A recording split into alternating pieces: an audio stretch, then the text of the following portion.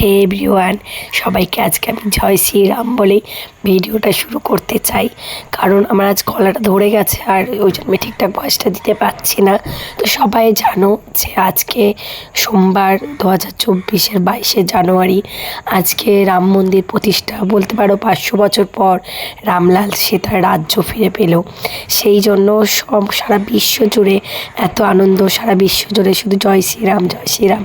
তা আমিও আজ বলতে চাই সারাদিনটাই শুধু জয় শ্রীরাম। আর চলো আমি আমার ভিডিওটা আজকে শুরু করি।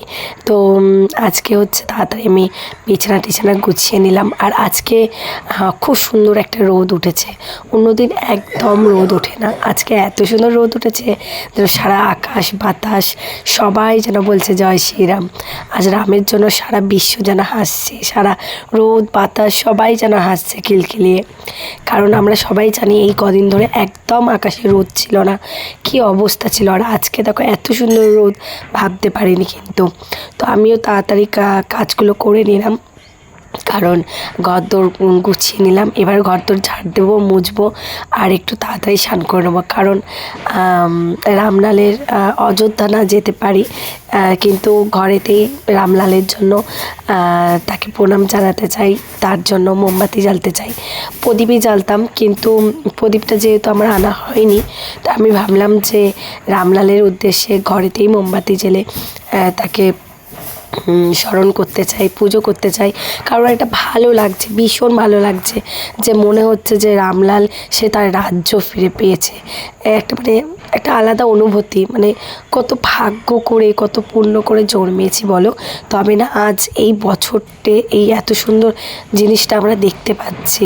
কত মানুষ বলো তো দেখতে পায়নি এই জিনিসটা, কত মানুষ এসছে চলে গেছে, কিন্তু এই এই এই সালে এই জিনিসটা হবে বা দেখবে তারাও ভাবেনি। কিন্তু আমরা কত পুণ্যবান, কত ভাগ্যবান যে আমরা আজ 2024 সালে এই রকম একটা জিনিস দেখতে পাচ্ছি।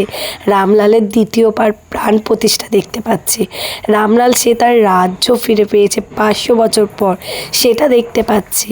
তো ভীষণ ভীষণ একটা নিজের মধ্যে একটা আবেগ, একটা অনুভূতি হচ্ছে, জানি না কার কার মধ্যে হচ্ছে। তো সেই নিয়ে তো তোমরা সবাই জানো যে আমাদের সারা কলকাতা জুড়ে সেই উৎসব পালন করা হচ্ছে এবং দেশ বিদেশেও সেই উৎসব পালন করা হচ্ছে। তো আমাদের এখানে হচ্ছে, তোমরা সবাই জানো আমি কলকাতা মহেশতলা এলাকায় থাকি, তো আমাদের এখানেও সারা এলাকায় পাড়ায় পাড়ায় উৎসব করা হচ্ছে। এমনকি আমাদের পাড়াতেও অনেক বড় উৎসব করা হচ্ছে। সব দাদুরা, মামারা, দাদারা সবাই মিলে খুব বড় করে পাড়াতে উৎসব করছে। আমার বাড়ির পাশেই, যেহেতু আমাকে অনেকক্ষণ সকাল থেকেই ডাকছে, কিন্তু যেহেতু আমি ঘরে প্রদীপ জ্বালবো, পুজো দেবো আজকে, যে সেই জন্য আমি এখনও যাইনি। তবে রাত্রিবেলা তো যেতেই হবে। আর সেই ভিডিওটা তোমাদের সাথে শেয়ার করব যে রামলালের উদ্দেশ্যে আমাদের সারা পাড়া কীভাবে মেতে উঠেছে। মনে হচ্ছে যেন সবাই এক হয়ে গেছে, সবাই সবার মনের হিংসা, রাগ, অভিমান সব ভুলে গেছে। আর সব ভুলে গিয়ে সবাই এক হয়ে গেছে। দেখতে পাচ্ছ মাথায় শ্যাম্পু ট্যাম্পু করে স্নান টান করে একদম রেডি হয়ে গেছে। এখন বাজে কিন্তু 11:45। আর আমার ঠাকুরঘর তোর একদম মোছামুছি হয়ে গেছে, খালি বাসন ধোবো আর ফুল তুলবো। আর আজকে এমন একটা দিন, তোমরা সবাই জানো যে 2024 সালের এই দিনটা যে আমরা কোনো দিন দেখতে পাবো, কখনো ভাবতে পারিনি। কত পুণ্য করলে, কত ভাগ্য করে জন্ম নিয়েছি যে আজকে এই দিনটা দেখতে পাচ্ছি, যা স্বপ্নও ভাবতে পারিনি। তো যাই হোক, আজকে রামলালের উদ্দেশ্যে মোমবাতি ঘরে জ্বেলেই তাকে প্রণাম জানাবো। আর কি বলবো, আমি জানি সারা পৃথিবীর মানুষের আজকের এই দিনটার জন্য একটা আলাদা একটা অনুভব হচ্ছে। ভীষণ ভালো লাগছে যে এটাই মনে ভাবছি যে কত পুণ্য করে জন্ম নিয়েছি। যাই করি না কেন, কিছু পাই নাই বা পাই পৃথিবীতে জন্মে, যে অন্তত রামলালের দ্বিতীয়বার জন্ম আমরা দেখতে পাচ্ছি, এটা বলতে পারি। তো চলো, 12টা বাজতে আর বেশিক্ষণ দেরি নেই। তো 12টার পর আমি রামলালের উদ্দেশ্যে মোমবাতি জ্বেলে তাকে প্রণাম জানাতে চাই। আর চলো রেডি হয়ে নিই, রেডি পুজো টুজো সেরে নিই।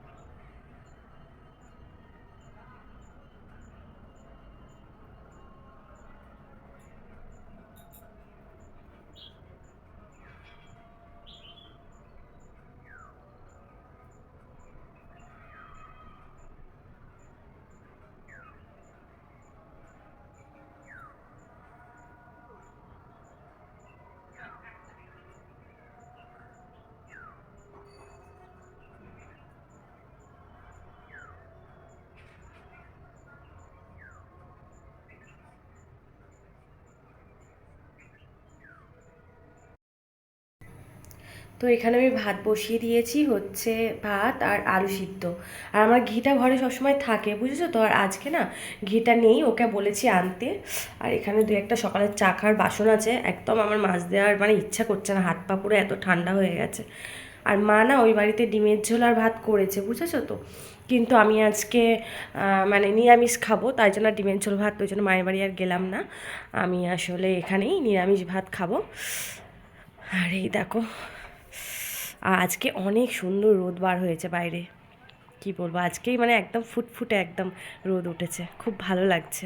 ঠান্ডা যতই পড়ুক, যদি একটু কড়া না রোদ ওঠে ভালো লাগে বলো। আজকে একটু রোদ উঠেছে, খুব ভালো লাগছে বাইরেটা। আর এখন তো সন্ধে হয়ে গেছে, বলতে পারো এখনও আমি যাইনি, কারণ আমার বরকে বলেছিলাম যে দোকান থেকে আসার সময় 5টা প্রদীপ আনতে মাটির, তো নিয়ে এসছে আজকে। তো সেই প্রদীপগুলো সন্ধেবেলা ঘি দিয়ে জ্বেলে দিলাম, যেহেতু ঘি ছিল, নাহলে সর্ষের তেল দিয়েও জ্বাললেও হতো। ঘি দিয়ে 5খানা প্রদীপ জ্বেলে দিলাম। আর জ্বালার পরেই আমি চলে এসেছি আস্তে আস্তে, তোমরা দেখো ঢুকে পড়ছি সেই খেজুর বাগান। এটা আমাদের পাশে, এটাকে খেজুর বাগান সবাই বলে, এবং খেজুর বাগান নামেই পরিচিত। আমরা ছোট থেকে, তার আগে থেকে এটা খেজুর বাগান বলেই সবাই জানে, চেনে। তো আমি ঢুকে পড়লাম, আর সেই রামলালের ফটো খুব সুন্দর করে ওরা সাজিয়েছে। আমি প্রথম দেখলাম, মানে সকাল থেকে একবারও আসিনি। আর এখানে দেখো সবাইকে খিচুড়ি খাওয়াতে বসিয়ে দিয়েছে। আর আমাদের পাড়ায় একটা এত বড় উৎসব হচ্ছে দেখে নিজেরও খুব ভালো লাগছে, যে সবাই মিলে এত বড় একটা আয়োজন করেছে। আর সবাইকে খিচুড়ি খাওয়াচ্ছে, আর এইদিকে হচ্ছে রান্না হচ্ছে। আর আছে, আর কি আছে বলে দিই আইটেমে, হচ্ছে খিচুড়ি আতপ চালের, আর লাবড়া, মানে সমস্ত রকম সবজি দিয়ে খুব সুন্দর একটা লাবড়া। খুব সুন্দর বলছি তার কারণ আছে, বলছি পরে বলছি। আর আছে হচ্ছে চাটনি, তো চাটনিটাও ভীষণ সুন্দর হয়েছে। আর কেন আমি বলছি এত কথা, মানে কেন এত সুন্দর হয়েছে আমি কেন বলতে পারছি, সেটা হচ্ছে আমি প্রথমে এসেই খেতে বসে গেছি, কারণ আমি আর ওয়েট করিনি। আর প্রথম ব্যাচে এত লোক ছিল না, যেহেতু প্রথম ব্যাচটা ফাঁকা ফাঁকা মতো ছিল। তো প্রথম ব্যাচে আমি, মা, আমার কাকিমা, আমার মেয়ে সবাই খেতে বসে গেছি, তার জন্য বলতে পারলাম যে এত সুন্দর খিচুড়ি লাবড়া চাটনিটা হয়েছে, একদম মুখে লেগে থাকার মতো। মানে কি বলবো, যে রান্না করেছে না, সে ভীষণ সুন্দর রান্না করেছে। আমার মনে হয় আমাদের পাড়ায় যে একজন রাকেশ দা বলে আছে, উনিই রান্না করছে। এবার সবাই হেল্পও করছে, যেহেতু ওখানটা আমি যাইনি, জানি না, কিন্তু ওখানটা সবাই আছে, ওরা সব রান্না করছে। ওই যে ওই কোনটায় দেখো। তো আর এবার হচ্ছে অনেকটা যেহেতু রাত হয়ে এসছে, মানে এখন 9টা বাজে, যার জন্য এত ভিড় হয়ে গেছে, এখন প্রচুর ভিড় হয়ে গেছে। এখন তো লোক বসে আছে, কিন্তু আমাদের যেহেতু রান্নাটা বসাতে, মানে আমাদের ওদের রান্নাটা বসাতে একটু দেরি হয়ে গেছিলো, যার জন্য না মানে দিয়ে কুলিয়ে উঠতে পারছে না, এরকম একটা ব্যাপার। এবং এত লোক হবে সেটাও কিন্তু ওরা ভাবতে পারেনি, বলতে পারো যে। আর এখন তো বাড়ি চলে এসেছি, সব কমপ্লিট, মানে লোক এখনও খাচ্ছে, কিন্তু আমরা চলে এলাম। আর চলো, সবাই খুব ভালো থেকো। আর কে কীভাবে আজকে দিনটা কাটিয়েছো তো বলো। তো চলো, গুড নাইট, টাটা, সবাই খুব ভালো থেকো। আর আমার তো ঠান্ডায় গলা ধরে গেছে, কারণ সেই এত রাত পর্যন্ত যেহেতু ছিলাম মাঠে, তো ঠান্ডাটা লেগে গেছে। তো তোমরা সবাই সাবধানে থেকো, খুব ভালো থেকো। চলো, টাটা, বাই বাই।